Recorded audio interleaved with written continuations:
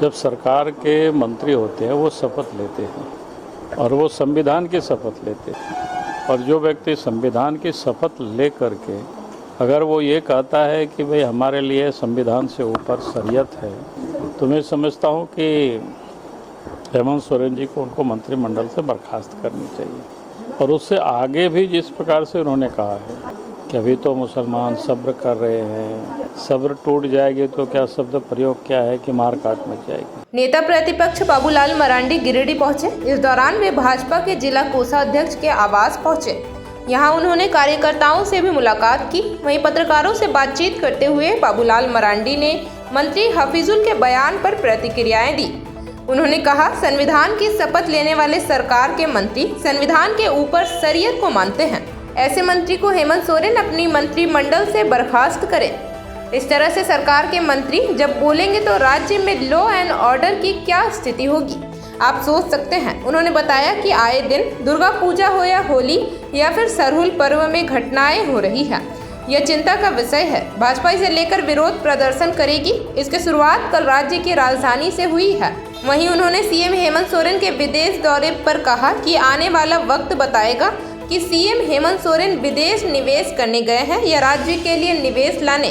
तो संविधान की शपथ लेते हैं, और अगर आप ये कह रहे हैं कि संविधान से ऊपर हमारे लिए शरीयत है, तो इसका अर्थ ये होता है कि अब संविधान के अनुसार कुछ भी चलाना नहीं चाहते हैं। उसी के कारण से आज राज्य के अंदर में जगह जगह जो हिंसाएं हो रही है, रामनवमी में हिंसाएं हो रही है, सरस्वती पूजा में हिंसाएं हो रही है, दुर्गा पूजा में हिंसा हो रही है, सरहुल में हिंसा हो रही है, इसी वजह से हो रही है। जब सरकार में इस प्रकार के मंत्री बैठे रहेंगे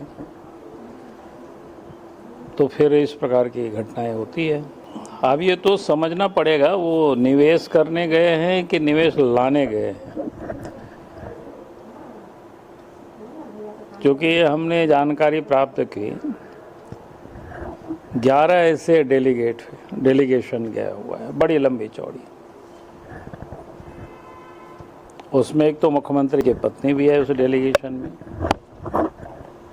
एक रिटायर अफसर वो भी उस डेलीगेशन में है। लेकिन आश्चर्य है कि अगर उनको कोई निवेश लाना है तो उद्योग विभाग के सचिव जा सकते हैं, लेकिन उद्योग मंत्री कहीं उनका नाम दिखाई नहीं पड़ता, यानी वो नदारत है। तो इसलिए मैंने कहा कि ये पता करने की और जानकारी प्राप्त करने की ज़रूरत है कि भाई वो निवेश करने गए हैं कि निवेश लाने गए हैं। ये जांच का विषय होगी आने वाले समय में। जब सरकार के मंत्री होते हैं वो शपथ लेते हैं और वो संविधान की शपथ लेते हैं, और जो व्यक्ति संविधान की शपथ ले करके अगर वो ये कहता है कि भाई हमारे लिए संविधान से ऊपर शरीयत है, तो मैं समझता हूँ कि हेमंत सोरेन जी को उनको मंत्रिमंडल से बर्खास्त करनी चाहिए।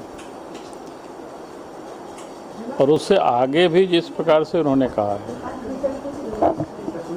कि अभी तो मुसलमान सब्र कर रहे हैं, सब्र टूट जाएगी तो क्या शब्द प्रयोग क्या है कि मार काट मच जाएगी। यानी राज्य को सांप्रदायिक आग में धकेलने के प्रयास हो रही है। इसलिए कांग्रेस पार्टी हो या झारखंड मुक्ति मोर्चा हेमंत सोरेन हो या राहुल गांधी हो, इसको बतानी चाहिए कि उनकी उस बात से लोग सहमत हैं, तो उसका कीमत तो पूरे देश में इन लोगों को चुकानी पड़ेगी। अगर लोग सहमत नहीं हैं तो उनको मंत्रिमंडल से बर्खास्त। आप देख रहे हैं द जोहार, जुबां पर जोहार, दिल में झारखंड।